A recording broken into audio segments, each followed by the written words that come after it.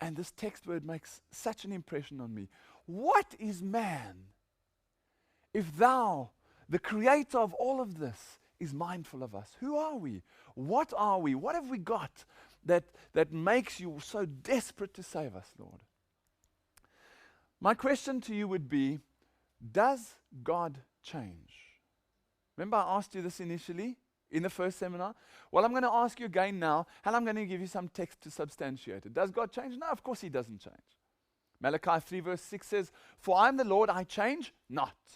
Psalm 102:27, "You are the same, and your years have no end." Numbers 23, "God is not man that He should change His mind."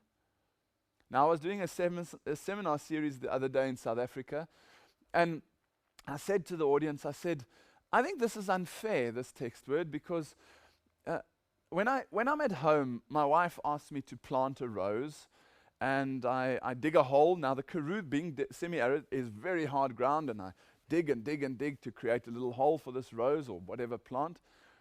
2-3 hours later, or maybe the next day, she says, I've changed my mind. I don't want it there anymore. I want it over there. And I say, you can't change your mind.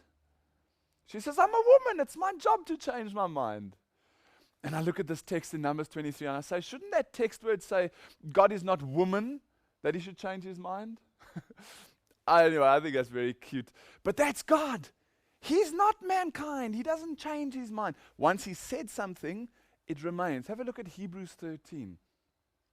Jesus Christ is the same yesterday and today and forever. Why then must we get rid of the Old Testament? Surely there might be some truths in the Old Testament which we need to understand the New Testament. Every good gift and every perfect gift is from above, coming down from the Father of lights, with whom there is no variation or shadow due to change. So throughout the Bible, you see God doesn't change. And it's Christ who binds together the Old Testament with the New Testament. Christ in the Old Testament. Let me read you this text and then I'll ask you, where does it come from? By faith, Moses refused to be called the son of Pharaoh's daughter, esteeming the reproach of Christ greater riches than the treasures in Egypt. Where do you think that text comes from? Hebrews 11. Hebrews 11. So there Paul is saying that Moses refused to be called the son of Pharaoh's daughter because he esteemed the reproach of Christ greater riches. So Moses was dealing with Christ. Christ was there in the Old Testament. Christ was there in the New Testament. You see, it's Christ that binds together all the different aspects of the Bible. Have a look at this text word, 1 Corinthians 10, 1 and 4.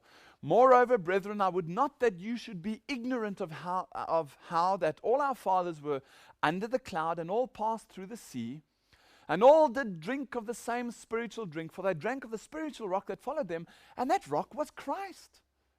You see, Paul here again is saying that as God's people, Israel, moved through the sea, the spiritual rock that they were drinking from was Christ.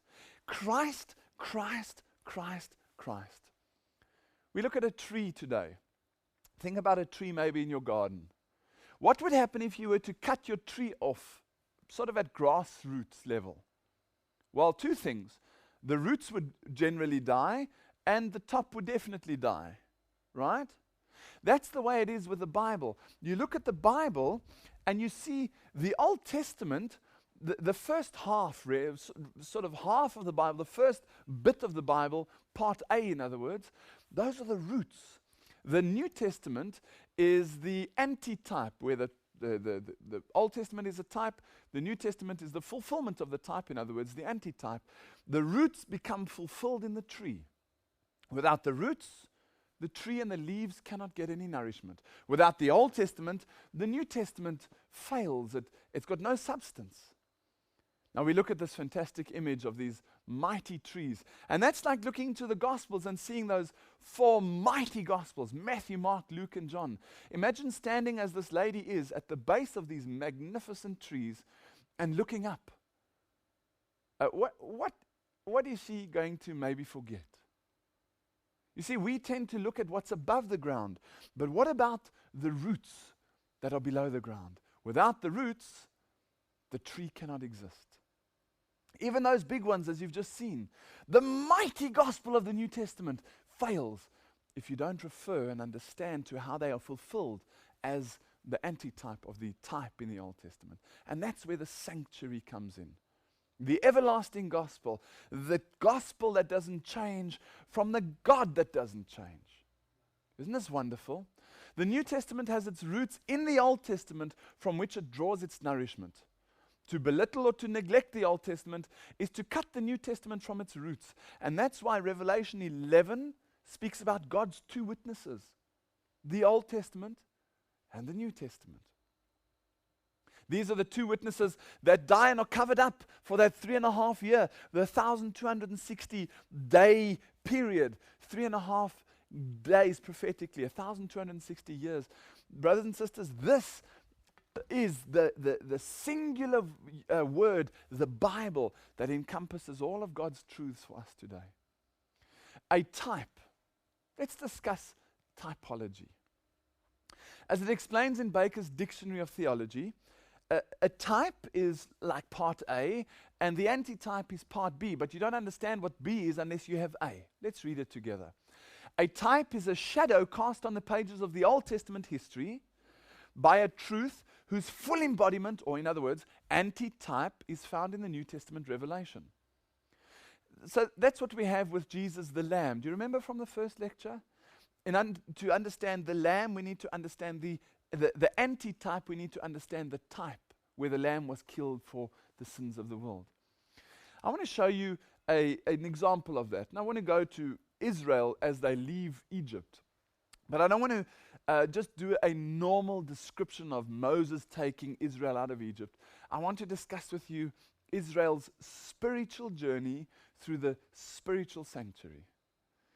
Inside the sanctuary system, there are many, many different fulfillments of every aspect of the sanctuary. Do you remember at the altar of burnt offering? The psalmist said, my feet almost slipped. I almost lost my faith when I saw the prosperity of the wicked until I went into the sanctuary, and there I understood the end of the wicked. Do you remember that? And that's exactly the point. At the altar of offering is not only the solution to sin, but underneath is the outcome to those that refuse to accept that solution, which is the ash. So there's many different fulfillments inside the sanctuary. And I want to have a look at Israel's journey through the spiritual sanctuary. Here you can see the picture of the sanctuary as laid out. Now, one thing I want to show you in this series is that there's two main sections to the sanctuary: the outer court and the temple region. And I circle one, or put a red line around the one and a blue line around the other. Those colors become important later on in the series as well.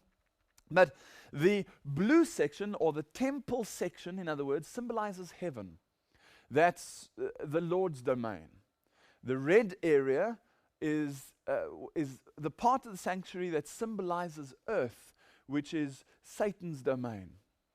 This will become more apparent, and you'll understand that more clearly as we move through the series. But understand that Jesus had to come from heaven to earth to be sacrificed on our behalf. Let's go and have a look at Israel's journey through the sanctuary. Remember, Israel is a type of the end people antitype. So as Israel is called out of paganism into an earthly Canaan, so God's people at the end will be called out of a spiritual paganism into a heavenly Canaan. Fantastic parallels there. Let's look at the sanctuary. Here we have the sanctuary and the outer court, which is Egypt, in other words, or paganism, the symbolism of the earthliness, the choikosness that it speaks about I'll explain that in a later lecture again. I'm building foundation here. The first bit of the sanctuary is Egypt. The second bit is Canaan, the worship of Jehovah the Lord. Let's read the text together. Now Moses was tending a flock, and the angel of the Lord appeared to him in a flame of fire amidst the bush. Moses said, I will now turn aside and see this great sight, why the bush does not burn. So when the Lord saw that he turned aside to look, God called to him from the midst of the bush, and he said, Moses, Moses. And he said, Here I am. Then he said, do not draw near this place.